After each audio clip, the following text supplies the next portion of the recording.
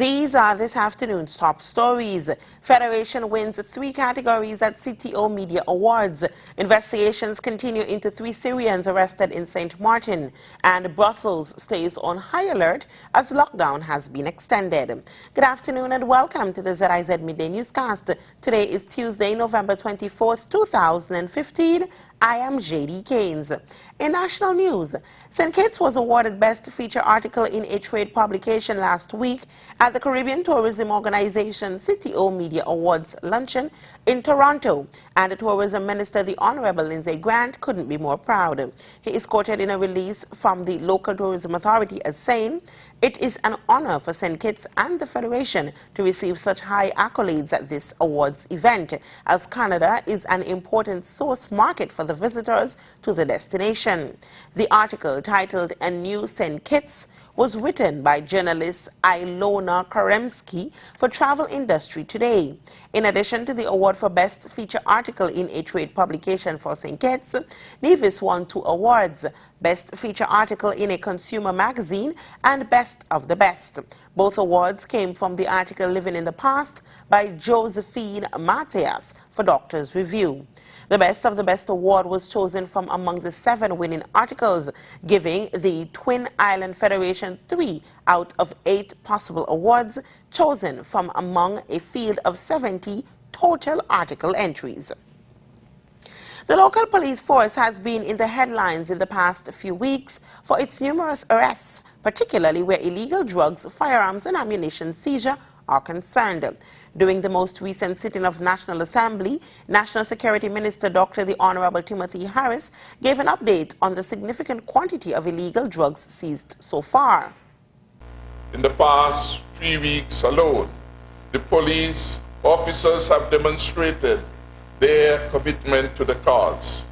The utilization of intelligence-led policing combined with targeted operations have seized significant quantities of foreign compressed marijuana of a street value of 8.21 million, cured locally grown marijuana of a street value of $712,000, and 1.064 kilo of cocaine at a street value of just about $100,000. Since that sitting, the force's Public Relations Department has reported seizing more than 1 kilo of cocaine on November 22nd and 1 semi-automatic pistol with 15 rounds of ammunition on November 20th. Dr. Harris credits the work to the implementation of the force's 6-point plan of action to reduce crime. The police have demonstrated the efficacy of the 6-point plan, and these recent events have demonstrated their ability to work in unity with other members of the law enforcement community, such as the Defense Force, the Coast Guard, Her Majesty's Customs and Excise, and the Prison Service. In more local news, the St. Kitts chapter of the Business and Professional Women's Club, BPW, has been making great strides since its re-emergence approximately 3 years ago. The club was recently recognized at a regional conference held in Grand Cayman. President Dr. Christine Walwyn referred to the award as a proud moment for the St. Kitts chapter. Really a developmental session for all of us. And while there, we were fortunate. St. Kitts was awarded the certificate for membership. So over the past 3 years since we've revived the club, we have improved our membership the greatest amongst North America and the Caribbean. So we're very proud and happy about that. The St. Kitts delegation included 5 BPW members: President Dr. Christine Walwyn, First Vice President Michelina Charles Hazel, Honorary Treasurer Elizabeth Armony, and members Raquel Gentles and Euphemia Bryce Roberts. Regionally, investigations are continuing into the case of 3 Syrians who were arrested in St. Martin on November 14th after arriving with false Greek passports and identity cards. According to reports, they have not asked for asylum. The investigation is focused on the identity of the suspects and where the false documents were obtained. Because the suspects claim to have fled from Syria and were traveling to Europe via Brazil, Dominican Republic, Haiti, and St. Martin, information is being shared with Interpol and other international law enforcement agencies, including the U.S. Curacao Chronicle is reporting that, quote, similar travel routes have been used by other Syrians who have been arrested in neighboring countries, and there are indications that a human smuggling network is involved, end quote. Thus far, there is no evidence that there is a connection between the three suspects and terrorist groups. The Caribbean Union of Teachers says Guyanese teachers should demand at least a 25% increase for the professional work they do, given the recent salary increases for government officials and parliamentarians there. It's a challenging position, and therefore you have to compensate the ministers for their pay. What it has done, it has actually created the opportunity for the teachers now where they can adequately request compensation for the professional work that they do in the classroom. Caribbean Union of Teachers General Secretary Dr. Virginia Albert Poyet. According to Dr. Poyet, Guyanese teachers in their fight for better incentives must be qualified before making any requests of the new administration. And we are saying for them to make that request, they as teachers must ensure that they are professionally qualified to request that kind of increase. Because you cannot have teachers who are providing mediocre kind of teaching in the classroom and requesting higher pay.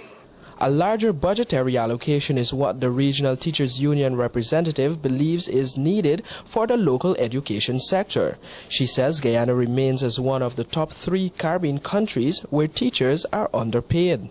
Government need to make a concerted effort to increase the salaries of teachers. It is just too low. It is not a living wage. It is inadequate. Guyana, with all its minerals and everything else that goes with it, it does not measure up with what they pay teachers. During last week, the Caribbean Union of Teachers met with Guyana's Education Minister Dr. Rupert Roopnarine, where improvements in the education system were discussed. Reporting for Capital News, Mark Murray. Internationally, schools and shops remain closed in Brussels, the Belgian capital, and the streets are being patrolled by the army. Schools and the underground metro system could reopen on Wednesday, but the city will remain under the highest level of alert for another week due to an ongoing terrorism threat, according to Charles Michel, Belgium's Prime Minister. Naive Barker reports. At the Belgian Prime Minister's office, another late-night security briefing. After 3 days on high alert, a decision to keep the capital's emergency status at the maximum level for at least another week, with some facilities returning to normal by Wednesday. We want to do everything we can to return as quickly as possible to normal life. It was decided that schools will be reopened as of Wednesday with additional security measures around schools, and that the metro would be opened also after Wednesday. It's possible that the opening of the metro may be progressive, but everything will be done so we can open it as extensively as possible.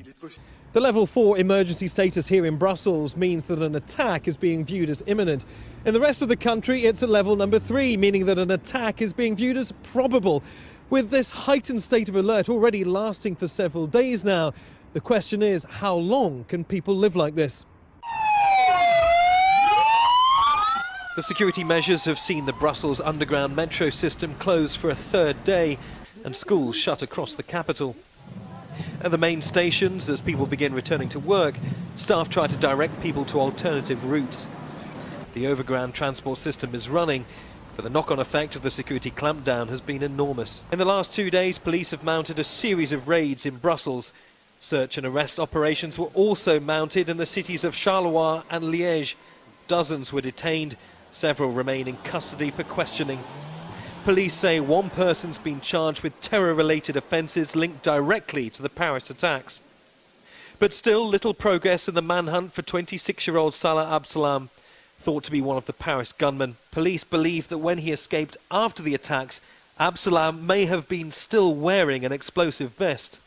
At the European Union offices, Non-essential meetings have been cancelled. The US and Canadian embassies are among those which have closed the consular services. One Belgian bank has told employees to work from home. The government promised to open schools and universities as soon as possible, but with the heavy armed presence set to continue, it could be much longer before normality returns. Neve Barker, Al Jazeera, Brussels. 2 men face 10 charges in connection with the August 17th bombing at Eurowind Shrine that killed 20 people. Al Jazeera's Wayne Hay reports from Bangkok. More than 3 months after the bombing, the 2 suspects arrived at a military court to hear the charges against them.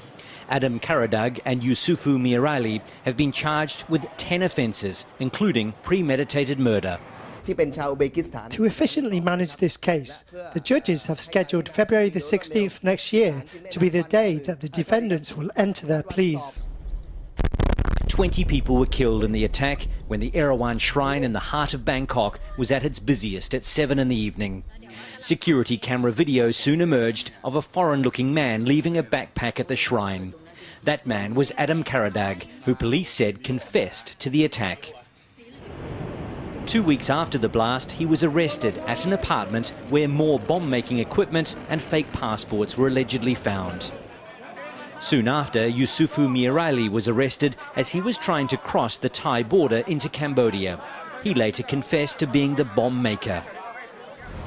Despite the fact the police and army have said this attack was carried out by a network of foreigners and Thais, only 2 people have been arrested. Another 15 suspects are wanted, but the fact that only 2 have been caught so far is perhaps further evidence of a case that was mismanaged from the start. The crime scene was cleared and the area around the shrine was reopened to the public the day after the explosion. During the investigation, there were constant conflicting statements from police, military and the government.